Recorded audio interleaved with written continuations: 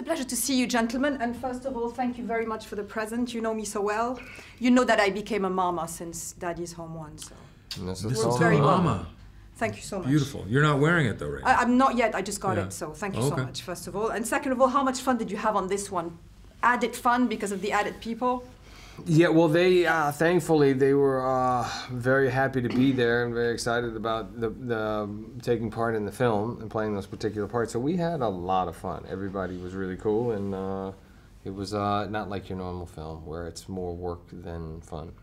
True. Yeah. I was thinking watching it that this is the exact kind of film I would love to go see all the time these days, especially. Total escapism, but it had so much heart to it that you kind of address a whole audience, don't you? It really does.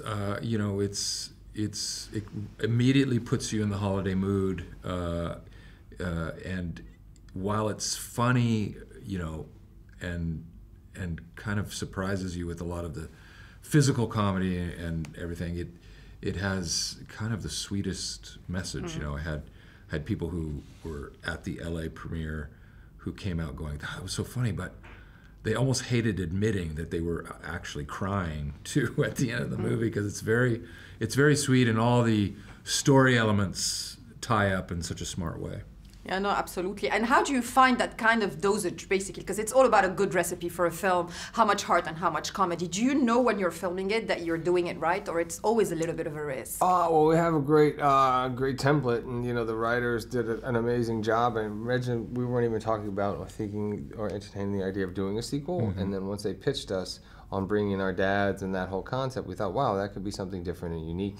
And then when we read the script, it was like, this is really good. I mean, good to the point where we were able to attract the talents of Mel Gibson and John Lithgow. And then, yeah, as we started making it, I mean, you just kind of do your job, and you know, but we also had the freedom of doing what was on the page and then playing around a lot and improvising. And as long as it's within the context of the scene and the story, then a lot of gems come from that as well. So. And yeah, it comes like naturally. We knew we were shooting a lot of silly stuff, but when we finally got to see it with an audience, that's when I think it hit us that, oh, it's a very sweet movie too. And I just remember there's a moment where our Christmas is basically imploded, and we're leaving this ski chalet. Both families are kind of, the rift is bigger than it's ever been, and we're leaving and driving home supposedly. Yeah. And there's a shot of a snowman with a sad face, and every time I've seen the movie, the audience goes, oh, like they really are feeling bad about what's happened between us and our two families. I thought, oh, that's an interesting indicator that they are locked into the movie. Oh, he's my new best friend. I took a selfie with him okay, at the premiere good, yesterday. good. He's here to stay, isn't he? Yeah. Talking about expensive gifts that, you know, your character enjoys giving without really wanting it. How much fun was that joke about, you know, and what's the most expensive present you guys have ever given without really wanting? Oh, expensive. I'm trying to think. Well, I think I've given my wife some pieces of art that were very expensive, which... That's a deliberate present. That's a good deliberate present, yeah, an accidental expensive present?